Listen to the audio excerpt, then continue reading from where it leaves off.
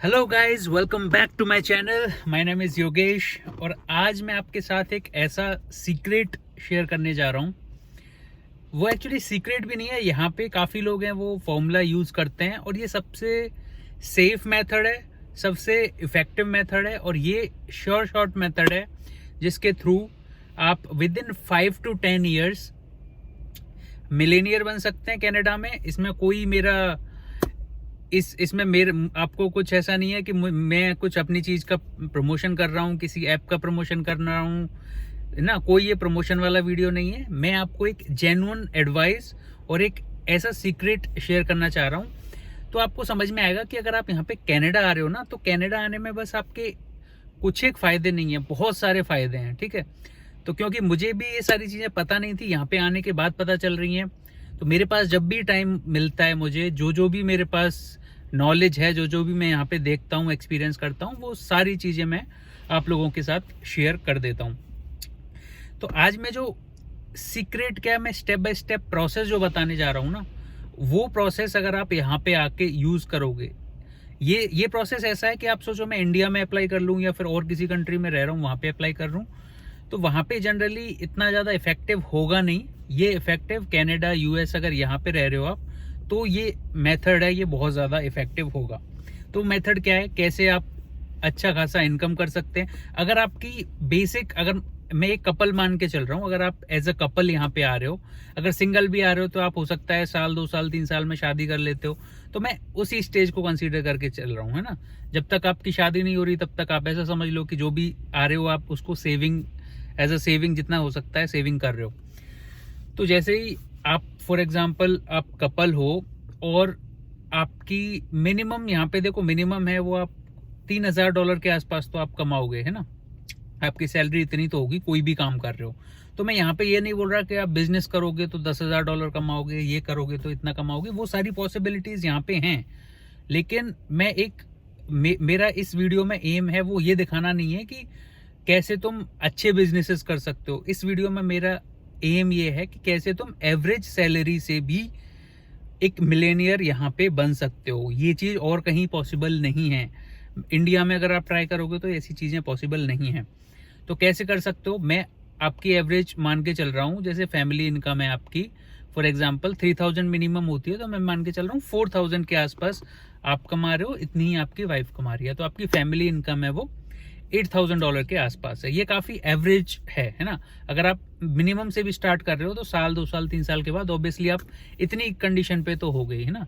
$5,000 के आसपास यहाँ पे एवरेज सैलरी होती है। ठीक है, कुछ टाइम के बाद, इनिशियली बात अलग है, लेकिन 2 3 4 साल के बाद इतनी आपकी होनी ही चाहिए। तो मैं मान के चल रहा हूँ आपकी एज अ फैमिली इनकम है वो $8,000 है। ठीक है, तो यहाँ पे क्या कर सकते हो आप, जैसे आपने 1 2 साल तो आपको वेट करना है। 1 2 साल क्यों, क्योंकि अगर आपकी 8,000 फैमिली इनकम है तो कोशिश करो कि आपके खर्चे हैं वो जेन्युइन वाले ही खर्चे हों। जेन्युइन खर्चे से क्या मतलब है, फॉर एग्जांपल आप रेंट पे रह रहे हो तो आप ऐसा देखो जो एवरेज हो, बहुत ज़्यादा हाई एंड। रेंट में आप सोचो $2,000 का मैं कुछ एक बहुत आलीशान सा अपार्टमेंट ले लूँ या कोई घर पूरा रेंट पे कर लूँ, आराम से मैं बिल्कुल ऐश से रहूं, ऐश की ज़िंदगी बिताऊं, तो वो चीज़ आप एक तरह से उस होम का जो ओनर है उसकी हेल्प कर रहे हो उसकी मॉर्गेज पे करने में। आपके लिए तो वो रेंट पे ही है। एट द एंड जब भी आप छोड़ोगे वहाँ पे, तो आपने जो भी पैसा उसमें डाला है वो सब वेस्ट हुआ है ना। उसकी कोई रिटर्न वैल्यू आपके लिए नहीं आई है। तो आप क्या करो, एक एवरेज सा देखो। एवरेज मतलब एक रूम, और एक रूम किचन का देखोगे तो आपको हो सकता है $800 का ही पड़ जाए बेसमेंट।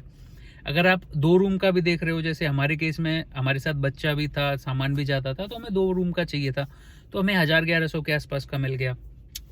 तो कोशिश करो 1,000 के आसपास आप बेसमेंट लो। तो इससे क्या होगा, और बाकी आपकी ग्रोसरी वगैरह के खर्चे हैं वो भी लिमिटेड करो। कार का इंश्योरेंस आजकल कम हो गया है, $150 के आसपास होता है ना। तो पेट्रोल का खर्चे हैं वो भी आपके जो होने हैं वो ही होने हैं, फालतू का मत करो। तो कुछ 1 2 साल आप थोड़ा टाइट होके और सेविंग पे ज़्यादा से ज़्यादा जोड़ दो। तो मैं सोच रहा हूँ, अगर देखो ऑन एन एवरेज देखें तो आपकी 1,000 में उसके मान रहा हूँ रेंट के, आप $100 मोबाइल वगैरह के समझ लो, आप 150 200 कार अगर है आपके पास उसकी इंश्योरेंस समझ लो, 100 200 पेट्रोल वगैरह का समझ लो, ग्रॉसरी का समझ लो 400-500 महीने का, तो कुल मिला के मैं कोशिश करो 2000 से कम में आपका खर्चा है वो पूरा निकल जाए। फिर भी $1000 का मैं और आपको वो देता हूँ कि कभी कुछ इमरजेंसी आ जाए या फिर कुछ है, तो मैं बोल रहा हूँ कि अगर आप $3000 भी आपका, या फिर टैक्सेस वगैरह आपको पे करने हैं जो भी है, तो आपके पास 5000 अगर सेविंग हो रही है फैमिली की, तो इसका मतलब है आपके साल भर में आपकी सेविंग होगी 60,000, 2 साल में आपकी सेविंग होगी 1,20,000। ठीक है, तो 1,20,000 2 साल में हो रही है। तो जैसे ही आपकी, अगर यहाँ पे आपको रहते रहते थोड़ा टाइम हो रहा है, तो मैं बोलूँगा आप 1 साल के बाद ही आप ऐसा करो, जो भी आपके 1 साल में आपकी 60,000 हुई है सेविंग, तो वो 60,000 डाउन पेमेंट दे के आप एक कॉन्डो खरीदो। जनरली क्या होता है यहाँ पे 20%, अगर आप 20% जो भी होम की जो भी वैल्यू होगी ना, मार्केट वैल्यू, उसका अगर आप 20% पे करते हो तो आपको काफ़ी सारे टैक्सेस यहाँ पे बच जाते हैं। तो 20% या उससे ज़्यादा करते हो तो आप 20% मान के चलो। इसका मतलब आपकी 60-70 के आसपास अगर सेविंग है उस टाइम तक, 1 साल के बाद की बात बता रहा हूँ मैं, 1 साल आपने अच्छे से निकाला, 1 साल थोड़ा टाइट होके निकाला, तो आपके पास 60,000 दोनों की मिला के सेविंग हो गई। तो अब आपको क्या करना है, वो 60,000 डाउन दे के 3 लाख तक का कोई अपार्टमेंट वगैरह ले लेना है। उससे क्या होगा, 3 लाख में यहाँ पे एवरेज आप थोड़ा आउटस्कर्ट में देखोगे, जैसे मैं रहता हूँ, मैंने लिया है, तो आपको 3 लाख तक का अपार्टमेंट मिल जाएगा। डॉलर्स में बात चल रही है मेरी पूरी, कैनेडियन डॉलर्स में। तो आपको क्या करना है, जैसे 3 लाख का आपने अपार्टमेंट लिया, थोड़ा बहुत ज़्यादा हो थोड़ा बहुत कम हो आपकी ज़रूरत के हिसाब से, 2 रूम 2 बाथरूम का ले लिया आपने, है ना। अगर आपको 1 बाथरूम सफिशिएंट है तो 1 बाथरूम का लोगे, थोड़ा सा और कम पड़ जाएगा आपको। तो ऐसा करके आपने ले लिया, तो इससे क्या होगा, 20% मतलब 3 लाख का 20% हो गया आपका 60,000, जितनी आपकी सेविंग है 1 साल की, वो आपने पूरी डंप कर दी, वो पूरी आपने डाउन पेमेंट में दे दी। बचा हुआ 2,40,000, तो 2,40,000 का आपका मॉर्गेज हो गया, यानी लोन आपको बैंक दे देगी। अगर आप दोनों जॉब करते हैं तो आपको इजीली मिल जाएगी। मैं कंसीडर कर रहा था 4,000 दोनों की सैलरी, तो 8,000 अगर तुम्हारी मंथली सैलरी है, इसका मतलब दोनों की मिला के ईयरली तुम्हारी सैलरी हो गई 96,000, राइट।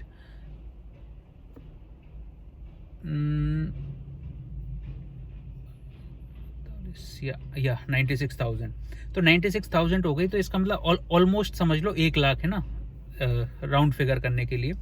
तो अगर आपकी दोनों की मिला के 1 लाख अगर ईयरली सैलरी है, तो जनरली 4 टाइम्स या 5 टाइम्स उसका लोन मिलता है। मतलब आपकी ईयरली सैलरी 1 लाख है तो आपको 4 लाख से लेके 5 लाख तक लोन मिल सकता है। और हमको तो चाहिए 2,40,000, तो हर कोई बैंक दे देगा इतना तो, और इजीली दे देगा। तो बस आपको आपकी मॉर्गेज इजीली अप्रूव हो जाएगी। आपने कॉन्डो ले लिया है ना, या अपार्टमेंट है वो ले लिया। अब आप जैसे ही वहाँ पे रहने लगोगे, तो आपकी अगर 2,40,000 आप ले रहे हो, तो आपकी जो 25 साल के लिए ले रहे हो फॉर एग्जांपल, तो 25 साल के लिए ले रहे हो तो आपकी मंथली इंस्टॉलमेंट है वो आएगी ज़्यादा से ज़्यादा $1,000 के आसपास, $1,000 के आसपास। 25 साल के लिए आपको अप्लाई करना है।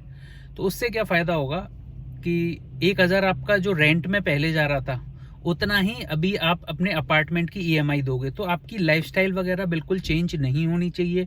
उस चीज़ को ऐसे मत सोचो कि हमने अपना घर ले लिया, अभी तो हमारे $1,000 का खर्चा बच गया है, अभी तो और चीज़ों पे उड़ाओ, ऐसा मत सोचो। आप अपना लाइफस्टाइल है वैसा ही रखो जैसे पहला था। बस ये सोच लो कि हम $1,000 पहले और किसी के लिए दे रहे थे, अभी वो $1,000 है वो हमारे EMI में जा रहे हैं, ठीक है। ऐसा सोचो और अपने अपार्टमेंट में हो जाओ। तो इस तरह से क्या होगा, आपका खुद का एक अपार्टमेंट हो गया। पे आप अभी भी उतना ही कर रहे हो ऑलमोस्ट, थोड़े बहुत टैक्सेस वगैरह होंगे, 200-300 ज़्यादा हो जाएंगे, वो इतना ज़्यादा अफेक्ट नहीं करेंगे। लेकिन इससे अच्छा क्या होगा, अब अगले साल से जो आपकी सेविंग हो रही है ना, आपके खर्चे तो उतने ही है, मतलब अभी भी आपकी सेविंग है। मैं मान के चल रहा हूँ आपकी सैलरी में बहुत ज़्यादा डिफरेंस नहीं आ रहा है, या फिर थोड़ा बहुत डिफरेंस आ रहा है, तो आपकी लाइफस्टाइल में भी थोड़ा बहुत डिफरेंस आ रहा है, तो वो नलीफाई हो जा रहा है। मतलब आपकी जो सेविंग है मंथली, फैमिली सेविंग मैं बोलूँगा दोनों की मिला के ईयरली, वो 60 के आसपास है ना, 60,000 के आसपास है अभी भी। तो आप क्या कर सकते हो, जैसे हर एक बैंक का यहाँ पे क्या होता है कि आप up to 20% every new year में दे सकते हो। इसका मतलब क्या है, जैसे आपने फॉर एग्जांपल 2,40,000 का लिया था मॉर्गेज, ठीक है, तो इसका 20% कितना हो गया, इसका 20% हो गया करीब 48,000, है ना, 50,000 के आसपास समझ लो। तो आप 50,000 हर साल के स्टार्टिंग में आप अपने जो टोटल आपने मॉर्गेज लिया है उसमें आप दे सकते हो। इसका मतलब क्या है, आपका जो प्रिंसिपल अमाउंट था वो 2,40,000 था, तो आप 2,40,000 में फॉर एग्जांपल पहली साल आपने 48,000 पूरे दे दिए, तो इसका मतलब है, या फिर 40 एग्जांपल के लिए 40 दिए, तो आपका बच गया कितना, 2 लाख। तो इसका मतलब है अभी आगे जो इंटरेस्ट लगेगा ना वो 2 लाख पे लगेगा, और इंटरेस्ट यहाँ पे कंपाउंड होता है, तो जितना ज़्यादा आप हर साल डंप करोगे उतना ईजी रहेगा आपके लिए। इसका क्या मतलब है, अगर आप 60,000 की सेविंग है और 48,000 हर साल डंप कर रहे हो अपनी सेविंग में से, तो आपके पास कितना 12,000 की सेविंग बच रही है साल के लिए। वो आप इमरजेंसी फंड की तरह यूज कर सकते हो, या TFS यहाँ पे होता है, एक तरह से सेविंग होता है जिसपे टैक्स नहीं लगता है, उसमें डाल सकते हो। बचा हुआ आपने 48 पूरा की पूरा अपने मॉर्गेज में डाल दिया। इससे क्या होगा, ऐसा अगर आप 5 साल तक करोगे तो 5 साल के बाद आपका टोटल मॉर्गेज है जो 25 साल के लिए आपने लिया था वो एकदम फ्री हो जाएगा। मतलब आपको आपका जो अपार्टमेंट है वो 100% आपका हो गया। 5 साल आपको ऐसा करना है। 5 साल के बाद क्या करना है, जैसे ही 5 साल हुआ इसका मतलब आपके पास सेविंग तो अब नाम मात्र की होगी, क्योंकि आपने 12,000 सेविंग रखी है हर महीने हर साल, मतलब $1,000 पर मंथ, और वो भी थोड़े बहुत खर्चे हो जाएं तो मैं उसको ना के बराबर ही मान रहा हूँ। केवल आपने इमरजेंसी वाला पैसा रखा है, उसके अलावा इसका मतलब है आपने जो भी कमाया उससे 5 साल के अंदर एक अपना घर कंप्लीटली जो आपका हो चुका है, आपका कोई लोन नहीं है, आपका कोई मॉर्गेज नहीं है, ऐसा घर आपका बन चुका है। अब आपको क्या करना है, अब आपको ये करना है कि उसको सेल कर देना है। अब अगर आपने 3 लाख का लिया है तो 5 लाख 5 साल के बाद उसकी वैल्यू है 3.5 पौने 4 ऐसी तो रहेगी, ठीक है, मैं 3.5 भी मान के चल रहा हूँ कि उसकी वैल्यू है वो 3.5 हो गई 5 साल के बाद। तो आपको क्या करना है, जैसे ही आप बेचोगे तो 3.5 लाख आपके पास एज अ डाउन पेमेंट देने को रहेगा 5 साल के बाद। आप क्या कर सकते हो, 1 मिलियन के आसपास या 1 मिलियन से थोड़ा ऊपर नीचे समझ लो, 1 मिलियन के आसपास आपको एक ऐसा घर लेना है जिसमें ऊपर काफ़ी सारे कमरे हों। फॉर एग्जाम्पल ऊपर उसमें 4-5 कमरे हैं और नीचे एटलीस्ट 2 बेसमेंट हो, ठीक है, दो बेडरूम किचन, 2 बेडरूम किचन, ऐसी 2 बेसमेंट हैं। 2 बेसमेंट वाले यहाँ पे 1 मिलियन में 1 मिलियन में 10 लाख कैनेडियन डॉलर में मिल जाते हैं। तो आपने फॉर एग्जांपल 1 मिलियन का एक ऐसा घर टारगेट करना है आपको जिसमें 2 बेसमेंट हों। तो उससे क्या फ़ायदा होगा, फॉर एग्जांपल आपकी फैमिली बड़ी हो जाती है, बच्चे हो जाते हैं 5 साल के बाद, आप अपने मम्मी पापा को भी यहाँ पे ले आते हैं, एक बार आप सेटल हो जाते हो, सिटीजनशिप मिल जाती है, आप अपने मम्मी पापा को भी यहाँ पे ले आते हो, भाई बहनों को यहाँ पे ले आते हो, तो आपको रहने के लिए ज़्यादा कमरे चाहिए। तो ऊपर वाला पोर्शन है वो आप खुद यूज़ करो अपने लिए, काफ़ी सारा स्पेस होगा आपके लिए, और नीचे की दोनों बेसमेंट हैं उनको आप रेंट पे दे सकते हो। 5 साल बाद की बात कर रहा हूँ। अब इससे क्या फ़ायदा होगा, सबसे पहले चेक करते हैं आपको मॉर्गेज मिलेगी कि नहीं मिलेगी, लोन मिलेगा कि नहीं मिलेगा। आपके पास 3.5 लाख, आपके पास और कोई सेविंग तो है नहीं, लेकिन आप जो अपार्टमेंट अपने लिया था उसको बेचोगे तो 3.5 लाख तो आपके पास डाउन पेमेंट देने को हो गया उसको बेचते ही। इसके अलावा आपकी सैलरी भी थोड़ी बहुत बढ़ रही होगी अब तक, है ना। तो मैं मान रहा हूँ जो आपकी ईयरली दोनों की मिला के 96 थी पहले, अभी वो थोड़ा 120 के आसपास हो गई या उससे थोड़ी बहुत ज़्यादा हो गई, 120 मान लेते हैं। तो 120 का 5% 5 टाइम्स करोगे तो आप कितना होगा, 12.60 यानी 6 लाख, है ना। तो इसका मतलब है 6 लाख के आसपास आपकी मॉर्गेज अप्रूव हो जाएगी। 6 लाख के आसपास आपकी मॉर्गेज अप्रूव हो जाएगी, 3.5 लाख आपके पास घर बेचने से आ गया, तो इसका मतलब 1 मिलियन के आसपास आपका बजट हो गया। थोड़ी बहुत आप अपने मम्मी पापा से या फिर आपकी और कुछ एक्स्ट्रा सेविंग हो रही है वहाँ से, या बच्चे के जो भी, अगर बच्चा आपका हो गया है तो उसकी जो हर महीने जो फंड्स आते हैं गवर्नमेंट की तरफ से, उससे कुल मिला के आपका 1 मिलियन के आसपास का हिसाब बैठ जाएगा, ठीक है। मैं हर चीज़ कैलकुलेट करके बता रहा हूँ, आप समझ रहे होंगे। तो इससे क्या फ़ायदा होगा आपका कि आपने पूरे के पूरे 3.5 लाख 4 लाख जितने का भी अपार्टमेंट बिका था पूरा के पूरा आपने दे दिया डाउन पेमेंट में। अब जो आप अगर आपने फॉर एग्जांपल 6 लाख की या 6.5 लाख की मॉर्गेज ली है तो उसका आपको करीब करीब आएगा, सोच लो आप पहले 1000 आ रहा था 2.5 के लिए, तो ऑलमोस्ट 3 गुना कर दो, 3000 के आसपास समझ लो। तो आपका 3000 से थोड़ा कम ही आएगा, फिर भी हम 3 मान लेते हैं, 3000 के आसपास आपका मॉर्गेज आ रहा है। अब देखो यहाँ पे कितना बड़ा ट्विस्ट है कि आपका 3,000 के आसपास मॉर्गेज आ रहा है, आपने 1 मिलियन का घर लिया, आपने 3.5 लाख दे दिए। अब आपको क्या करना है, आपको 3,000 टोटल जो आपकी मंथली सैलरी जो 8,000 थी, मैं मान रहा हूँ अभी 10,000 हो गई होगी, तो 10,000 में से $3,000 आपको देने हैं अपने मॉर्गेज के लिए, $7,000 आपके पास बच रहे हैं, ठीक है। लेकिन यहाँ पे ट्विस्ट क्या है, अभी आपने 2 बेसमेंट भी रेंट पे दे दी और उस टाइम तक 2 बेसमेंट का किराया है वो पर बेसमेंट 1,500 तो होगा ही 5 साल बाद। तो इसका मतलब है आपकी $3,000 की जो मंथली इंस्टॉलमेंट आ रही है घर की, वो मंथली इंस्टॉलमेंट आप नहीं पे कर रहे, वो मंथली इंस्टॉलमेंट तुम्हारे जो टेनेंट हैं, जो तुम्हारे रेंट पे रह रहे हैं, वो पे कर रहे हैं। इसका मतलब आपके लिए वो घर है $1 मिलियन का घर, वो आपका ऑलमोस्ट पूरी तरह से आपका हो गया। ऐसा हो सकता है किसी टाइम पे 6 महीने साल भर रहने के बाद कोई टेनेंट चला जाए, उसकी जगह दूसरा ढूंढने में 15 दिन लग जाए, 20 दिन लग जाए, 1 महीना लग जाए, तो वो टाइम हो सकता है कि आपको अपनी जेब से देना पड़े।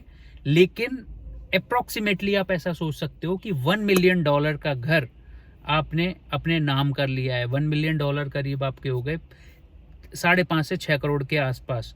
तो आप सोचो 5 साल के अंदर अंदर आप इंडिया में रह के 5.5 से 6 करोड़ रुपए कमाने का सोच सकते हो। ये अच्छे से अच्छे इंटेलिजेंट हो, अच्छी से अच्छी जॉब हो, तो भी ये पॉसिबल नहीं है 5 साल में करना। लेकिन इस मेथड से मैंने जो प्लान बताया है, इस प्लान को अगर आप अप्लाई करोगे तो 5 साल के अंदर आप मिलेनियर बन सकते हो। 5 साल के अंदर आप $1 मिलियन का घर है वो पूरी तरह से, एक तरह से वर्चुअली पूरी तरह से हो गया, क्योंकि आगे जितनी भी किस्त जाएंगी 25 साल तक, उनका पूरा पेमेंट आपके टेनेंट ही करने वाले हैं, है ना। और आपको लोड भी नहीं है कि ऐसा भी डर नहीं होना चाहिए कि ऐसा नहीं हो जाए कि किसी महीने टेनेंट अगर चले जाएं या टेनेंट नहीं है तो आपके पास पैसे भी नहीं है, वो भी कंडीशन नहीं हुई। नहीं तो हम शुरू में ही हम कोशिश कर सकते थे कैसे भी जोर लगा के शुरू में ही अप्लाई कर दें, लेकिन उस टाइम तक हम, क्योंकि वहाँ पे हमारे पास इतनी सैलरी नहीं थी, हमारी सैलरी भी कम थी, स्टार्टिंग में हमको एक्सपीरियंस भी नहीं था, तो शुरू में हमने ये नहीं किया। इसलिए हमने 5 साल वेट किया, क्योंकि हमारे पास डाउन पेमेंट भी आया अच्छा खासा, और हमारे पास टेनेंट भी आए, और हमारे पास डबल बेसमेंट का घर भी आए। तो ऐसा करोगे तो आपको $1 मिलियन 5 साल के अंदर अंदर आराम से कमा सकते हो। ये तरीका कोई नहीं बताएगा, मैंने शेयर किया है। आप भी अगर यहाँ पे आ रहे हो तो ये चीज़ आप यहाँ आने की कोशिश करो, यहाँ जाते हो तो ये फॉर्मूला आप अपनाओ। आप लाइफ टाइम उसके बाद आपको ना जॉब चली जाए उसकी भी कोई डर नहीं है, आपको किसी भी तरह की टेंशन लेने की जरूरत नहीं है। सारे खर्चे अगर आपके एक तरह से समझ लो घर से ही निकल जाएंगे। 3,000 एक जो आदमी की सैलरी होती है ना, एक आप पूरे फुल टाइम काम करते हो छोटी जॉब पे, तो आपको जो पैसा मिलता है उतना आप केवल रेंट से निकाल सकते हो। तो मिलता हूँ नेक्स्ट वीडियो में। अगर ये वीडियो अच्छा लगा लाइक करो, कमेंट करके बताओ ये कैसा लगा, और इस वीडियो को शेयर करो जितना ज़्यादा हो सकता है।